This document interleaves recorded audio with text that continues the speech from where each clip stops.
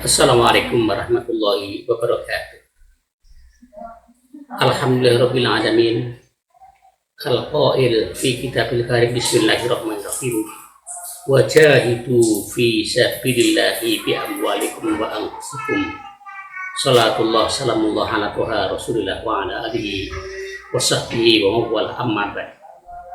Hadirin hadirat pemirsa yang saya muliakan, pada kesempatan ini tausiah akan saya angkat tema Syam sebagai jihad akbar. Diulangi, Syam sebagai jihad akbar. Jihad dalam arti adalah menaklukkan dan mengalahkan serta menumpaskan. Ulangi, menaklukkan, kemudian mengalahkan dan menumpaskan. Jihad. Mengapa digolongkan jihad akbar? Jamaah yang saya muliakan, pemirsa yang berbahagia, karena lawannya adalah nafsu. Nafsu. Sesuai sabda Rasulullah SAW, Bismillahirrahmanirrahim, qala raja'tum minal jihadil azhari ila jihadil akbar. Faqila ma jihadul akbar ya Rasulullah, faqala jihadun nafs. Para prajurit sedang tasyakuran kemenangan perang Uhud yang dinilai sukses, berhasil, mungkin melebihi kapasitas. Pas Rasul lewat melihat mereka bergembira ria, ditegur oleh Rasulullah. Beliau bersabda, rojaktum, kamu semua baru pulang, minal jihadil ashori, dari perang yang ringan. Perang yang begitu besar dikatakan Rasul perang ringan. Ilal jihadil akbar, akan ngadepi perang yang paling berat lagi, akbar, paling berat. Fakila, Rasul ditanya oleh sahabat, wa ma jihadul akbar ya Rasulullah, yang Tuhan maksud jihad akbar kayak apa? Apa Uhud kurang akbar ya Rasulullah? Rasulullah mengatakan, faqala jihadun nafs. Jihad akbar itu artinya adalah melawan nafsumu sendiri. Ini para pemirsa yang berbahagia, melawan nafsu. Nah, kenapa demikian dikatakan berat? Karena kita tidak mungkin akan mengalahkan lawan manakala kita tidak bisa melawan nafsu diri kita sendiri. Rasul memberikan suatu kawasan, ibda binafsik, mulai dirimu sendiri dulu, baru yang lain. Maka harus dikendalikan nafsumu sendiri. Memang berat. Maka sampai penekan Rasul agak lebih tajam, afdalul jihadi, seutama-utama jihad, ayyu jahidah, yaitu jihad ar-rajulu, seorang jihad terhadap siapa? Nafsu dirinya sendiri, wahawahu, dan mengalahkan hawa nafsunya sendiri. Rahu Ibnu Hajar. Jihad yang paling afdol adalah memerangi nafsu diri sendiri. Ini maka ada ungkapan yang cukup baik bahwa kalau kamu belum bisa keras terhadap dirimu sendiri, apakah mungkin bisa keras pada orang lain? Atau barangkali jangan keras pada orang lain sebelum dapat keras terhadap dirimu sendiri. Para pemirsa yang berbahagia, ada filsafat berkorban dengan binatang itu baik. Yang paling baik adalah mengorbankan sifat-sifat kebinatangan yang ada pada diri kita. Ulangi, berkorban dengan binatang itu baik. Waktunya korban, kita keluarkan uang 2 juta untuk beli seekor kambing, baik. Yang paling baik mengorbankan sifat-sifat kebinatangan yang ada pada diri kita yang ditunggangi oleh nafsu kita. Sombong, merasa hebat, adigang, adiguno, dan merasa paling dan seterusnya. Itu yang paling penting.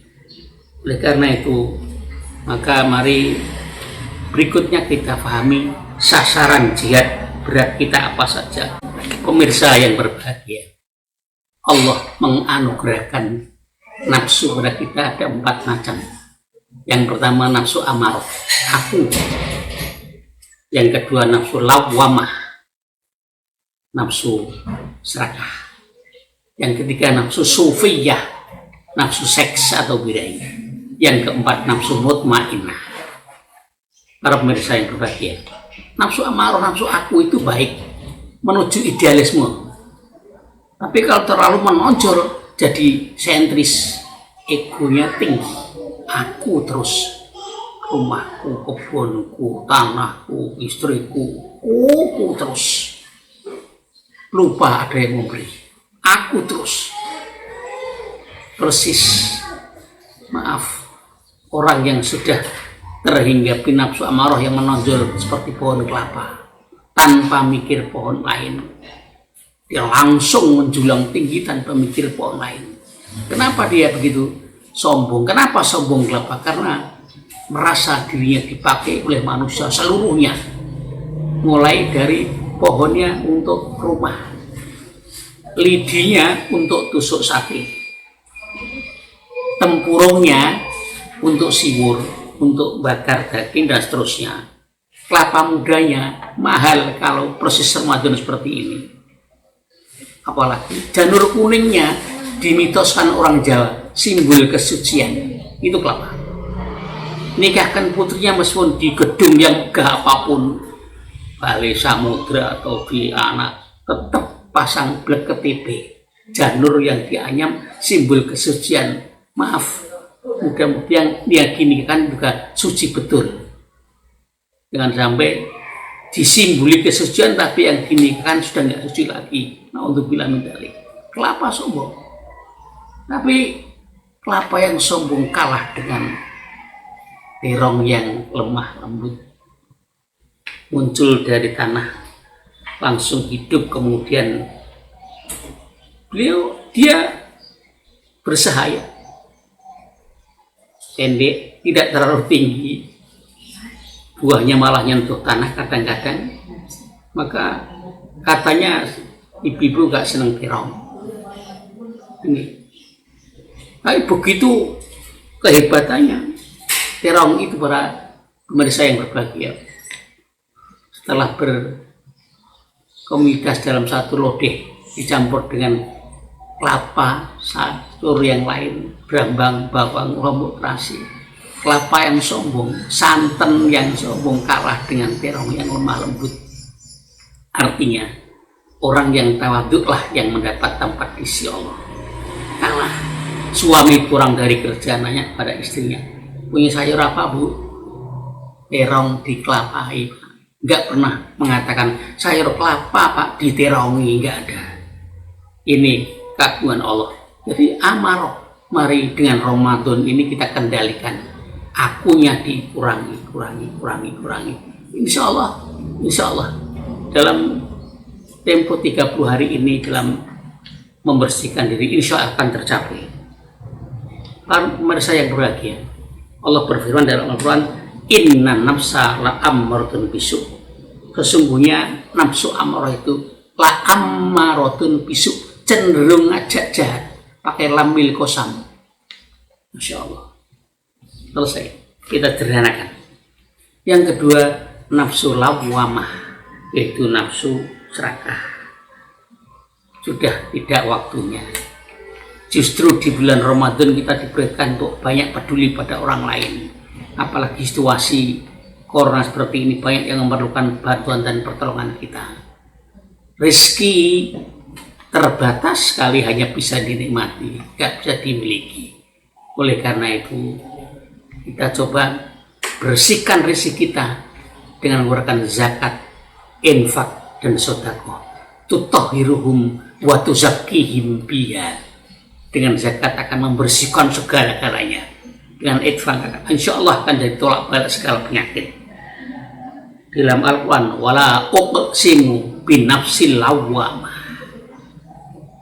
Hadirin hadirat yang saya muliakan, ada anggota prajurit hobinya berburu nembak burung di hutan, ketemu 3 ekor burung bertengger di dahi, bidik yang tengah, dengan baca Bismillahirrahmanirrahim, tarik pelatungannya, cetak kena 1. Dia mengatakan alhamdulillah, kena 1 tinggal 2, kata dia. Ternyata ucapan itu disalahkan oleh Imam Ghazali. Salah. Yang benar gimana? Alhamdulillah kena 1, ya tinggal 1, kan tinggal 2. Yang 2 terbang. Ada burung 3 ditembak 1. Kok tinggal 2 salah? Yang tinggal yang 1 yang kena tembakan itu, boleh disemur, disate, digoreng, terasa selera istrinya. Ini jamaah yang berbahagia. Hakikat yang kita miliki, yang jatuh tadi, yang 2 terbang. Sama dengan kita ngerjakan sholat Jumat di masjid, di saku ada uang 15.000 rupiah, 5 ribuan 3 lembar. Kita ambil 1 lembar, masukkan ke kotak amal. Yang milik sejati sampai kiamat, yang masuk kotak amal.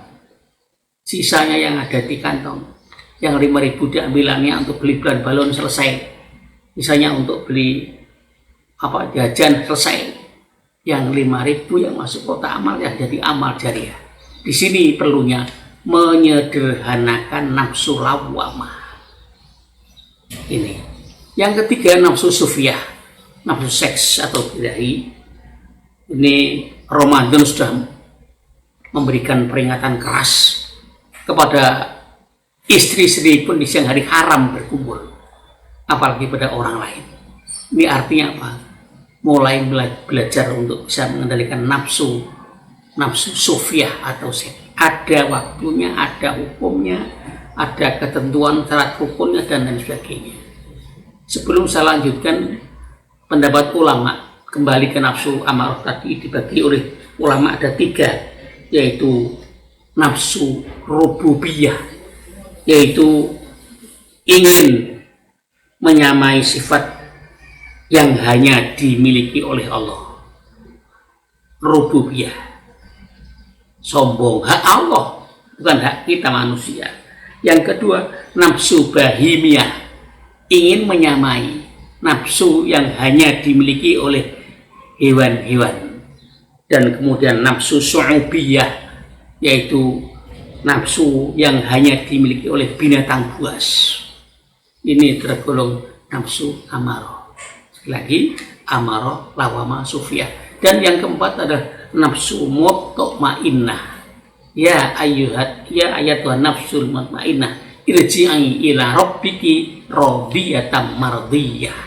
Ini yang kita harapkan nanti untuk bisa menolong kita. Irji'i ila rabbika, kembalilah kepada Tuhanmu, radiyatan mardiyah, dengan mendapatkan ridhonya.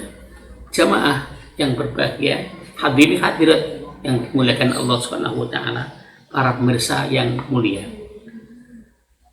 Yang ketiga, rambu-rambu jihad itu apa saja yang perlu kita mengerti untuk menghadapi nafsu yang seperti itu gawatnya. Yang pertama, hendaknya kita mengerti bahwa nafsu itu menyesatkan. Ulangi, sebagai rambu bahwa nafsu itu menyesatkan. Allah berfirman dalam surat Shad 26, wala tattabi'il hawa, jangan kamu mengikuti hawa nafsu. Fayudilluka, kalau mengikuti kamu akan menyesatkan kamu.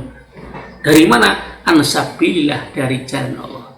Kamu jangan mengikuti nafsumu, hawa nafsumu. Kalau kamu ikuti niscaya kamu akan sesat dari jalan Allah. Hati-hati, sesat dari jalan Allah. Maka ada satu kejadian, anak dibentuk oleh orang tuanya di dalam rumah tangga begitu keras. Tidak tahu apakah orang tuanya itu didikan, mungkin barangkali prajurit itu, keras sekali. Bangun tidur tidak boleh keluar sebelum semuanya rapi, semuanya ditata, jamnya tertata rapi semuanya. Dia merasa keberatan. Dalam batin dia ngomong, nanti kalau saya lulus kuliah saya akan kontrak, nggak kuat di rumah sini, panas, diatur semuanya. Akhirnya setelah dia lulus dan mencoba untuk kontrak, sebelum kontrak dia cari kerja dulu, para jamaah sekalian dan hadirin hadirat yang insya Allah dirahmati Allah SWT. Di saat dia mengikuti mendatangi undangan untuk testing di satu tempat, di depan gedung tempat dia testing itu, dia melihat satu gembok besar yang melintang ke jalan. Dengan peduli dia yang sudah terlatih oleh orang tuanya, itu dimasukkan ke dalam supaya enggak menyakiti orang lain atau enggak kena mobil yang sedang lewat. Dia masuk, setelah sampai di dalam, jamaah yang saya muliakan, mendapati air keran itu mengalir begitu besar. Dia cari keran itu, ketemu, dimatikan. Akhirnya dia masuk gedung, tanya bagian penjaganya, di mana tempat testing untuk calon pegawai. Di lantai 2, Mas. Dia naik. Di saat naik di tangga itu yang terang benderang, lampu masih nyala. Dengan kepedulian dia terlatih sejak kecil, dicari saklar, dimatikan. Setelah sampai ke atas, dia duduk paling belakang karena memang terakhir datangnya, menunggu rekan-rekannya selesai testing. Anehnya, ridho orang tua dan maunya Allah Ta'ala. Dia dipanggil, setelah dipanggil langsung dikatakan oleh panitia, kamu lulus, tidak usah testing. Langsung dia sujud nangis. Kok bisa seperti itu?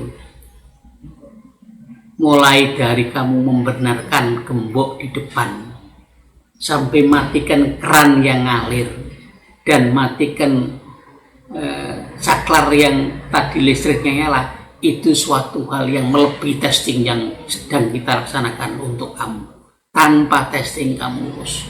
Pulang, lapor ke orang tuanya, alhamdulillah, dan nangis sadar bahwa ini berkat tempaan orang tua dalam rangka menyongsong masa depan, yaitu mengendalikan nafsu. Nafsu itu menyesatkan. Akhirnya dia tekuni di rumah itu dan tidak jadi kontrak, nyari kontrakan di tempat lain. Jamaah yang berbahagia. Kemudian bahwa nafsu itu adalah malapetaka, harus disadari. Allah berfirman, walawit taba'al haqqu, kalau seandainya hak itu mengikuti ahwa'ahum, hawa nafsu mereka, la fasadat, niscaya akan rusak as-samawatu wal ardu, langit 7 dan bumi 7, rusak.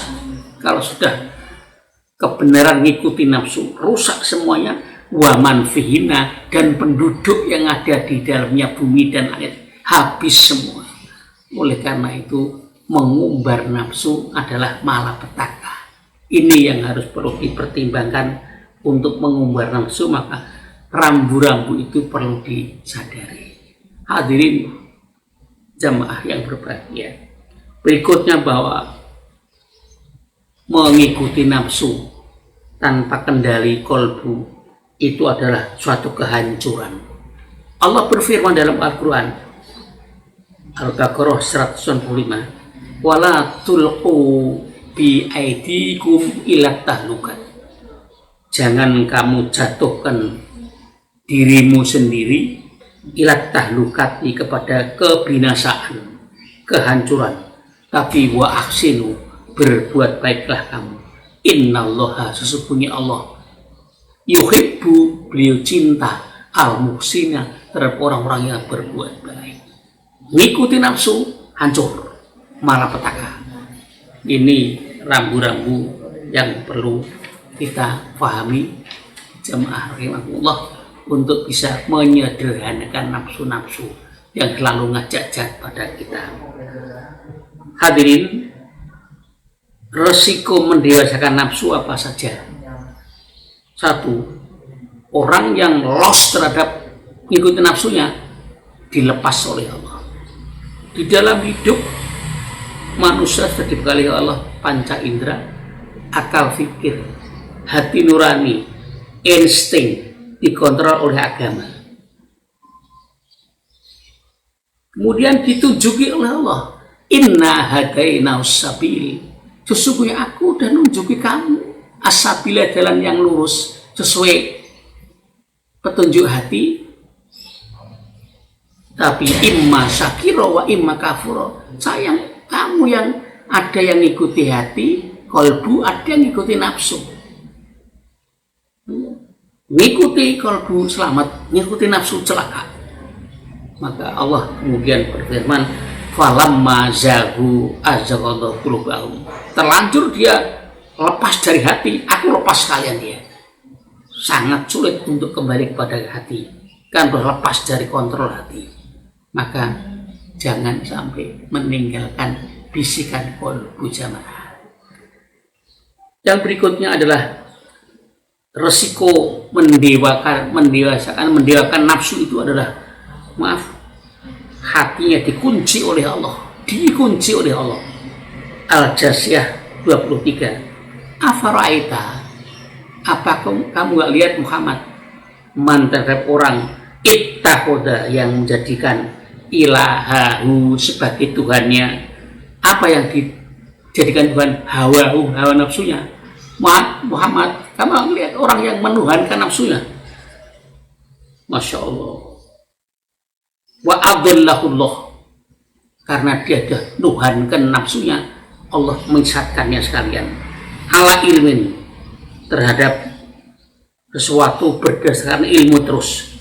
Wa khotama, dan ngunci Allah ala sam'ihi, terhadap telinganya, wa qalbi, dan hatinya, wa ja'ala, dan Allah menjadikan ala basorihi, terhadap penglihatannya, ghisawatun, tutup, terancam semua.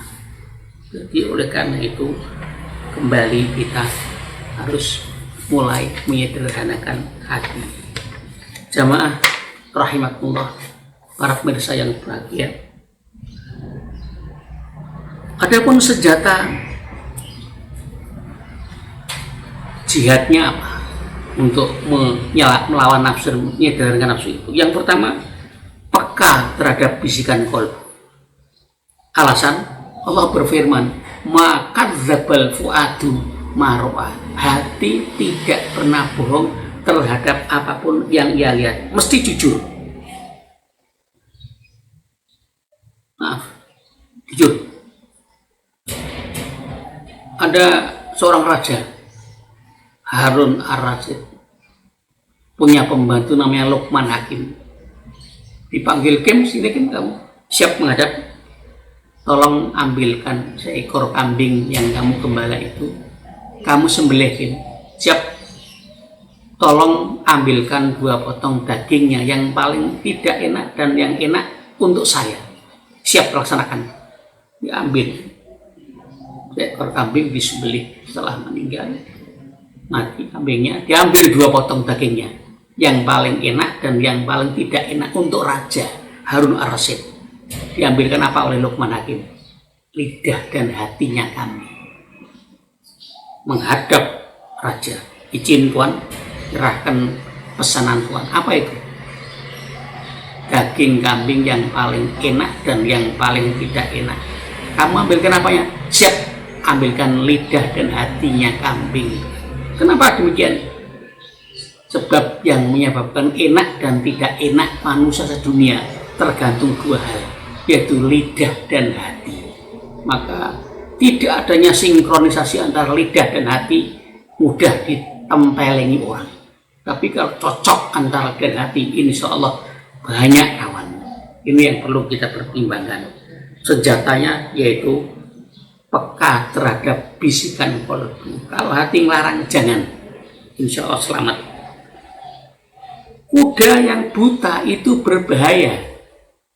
Yang paling berbahaya butanya orang yang mengendarai kuda. Kuda buta masuk jurang sendirian, mati selesai. Tapi yang paling berbahaya butanya orang yang mengendarai kuda. dua-duanya mati ke jurang. Apa dia?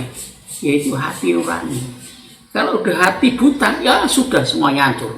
Tapi kalau mata kepala buta, insya Allah selamat asal hatinya tidak buta. Di sini. Kemudian senjata yang kedua yaitu tekuni pekerjaan yang dibenci oleh nafsu. Rasul mengatakan, afdalul a'mal ma ukrihat alaihin nufus. Yang paling utama kerjaan itu yang paling dibenci oleh nafsu. Disenangi oleh nafsu bukan utama. Itu. Kemudian yang berikutnya, kita pertajam fungsi hati sehingga hati sesuai dengan harapan Allah menjadi hati yang qalbun salim. Apa hati yang qalbun salim itu?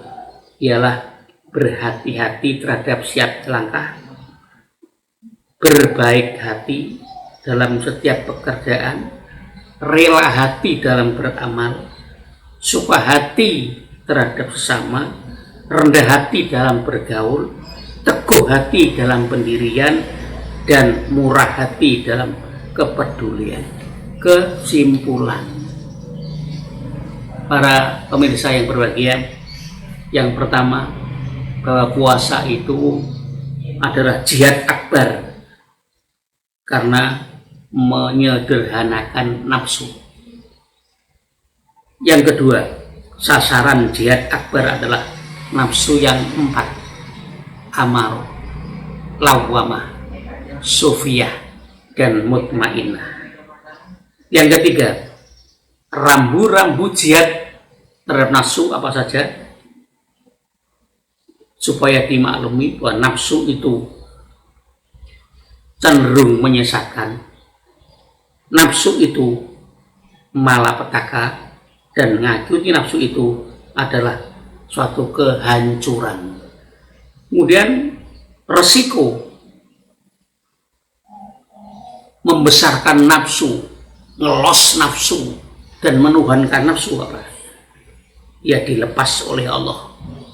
Hatinya tertutup, dikunci oleh Allah, dan disiksa dunia dan akhirat. Terakhir, bahwa senjata jihadnya apa? Yaitu peka terhadap bisikan kolbu. Kemudian yang kedua, tekuni pekerjaan yang dibenci nafsu. Yang ketiga adalah mempertajam fungsi hati.